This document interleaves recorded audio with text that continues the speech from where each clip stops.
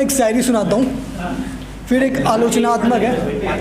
तो इसका शीर्षक है तुम्हें। नित नयन तुम्हारे देखकर उसमें खोने का मन करता है।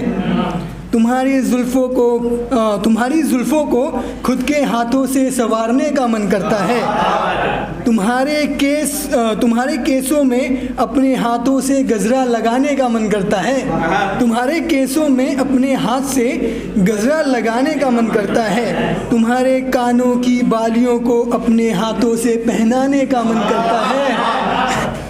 तुम्हारे कानों की बालियों को अपने हाथों से पहनाने का मन करता है। तुम्हारे ओठों की लिपस्टिक को अपने ओठों से चखने का मन करता है। अपने ओठों से चखने का मन करता है।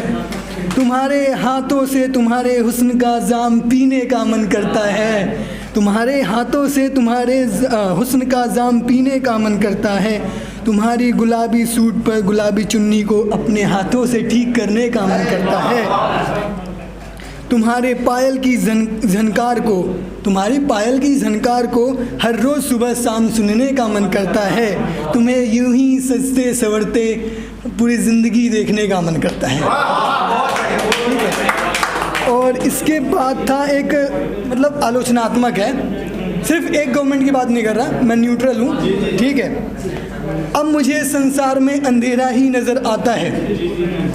अब मुझे संसार में अंधेरा ही नज़र आता है। अब मुझे हर रात के बाद सुबह का सवेरा नज़र नहीं आता है। चारों तरफ बस अंधेरे का फैलाव ही नज़र आता है। कहीं कोई भूख से रोता हुआ तो कहीं कोई अपनी ही मौत की दुआ मांगता नज़र आता है। कहीं कोई बेरोज़गार रोज़गार की तलाश में सड़क पर दिन भर भटकता नज़र आता है। कहीं कोई सरकार के खिलाफ बोल दे तो वो मुझे जेल जाता हुआ नज़र आता है।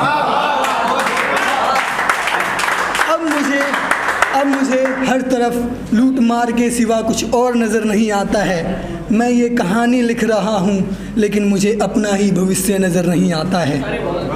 मैं जब भी अपने भविष्य के बारे में सोचता हूँ तो मुझे अंधेरे के सिवा कुछ और नज़र नहीं आता है।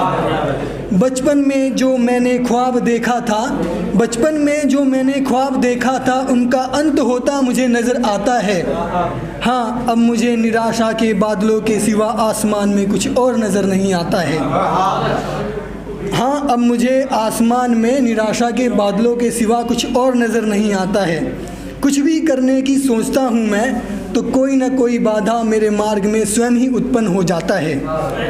बैंक से काम शुरू करने के लिए ऋण मांगने जाऊं तो बैंक अपना ही दुखड़ा मुझे सुनाता है। बैंक मुझे ऋण देने से कतराता है, उसे मुझ में कोई चोर नज़र आता है। लेकिन वास्तविक चोरों में उसे कोई सज्जन उद्योगपति नज़र आता है और बैंक अपने आप को खुशी खुशी उसके हाथों से लुटवाता है। अब मुझे अंधेरे के अलावा कुछ और नज़र नहीं आता।